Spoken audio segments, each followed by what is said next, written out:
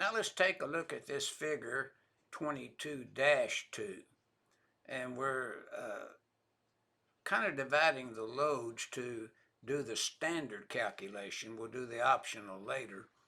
But notice the first thing we have to do is to apply in the NEC loop 210.11a, 210.11b, and 220.14i.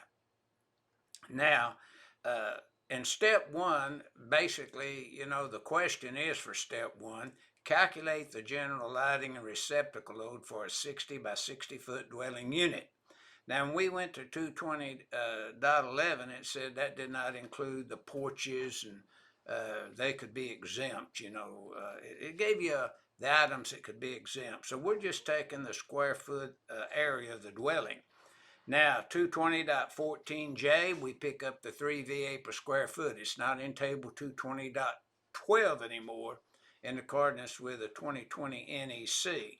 So 3 VA per square foot, 3 VA times 3,600 is 10,800. And you can see the lighting load then would be 10,800. And you can see the types of things that could be connected to that lighting circuit. That 3 VA includes lights, floor lamps, table lamps, televisions, and things like that. See? So all that is figured in this VA per square foot.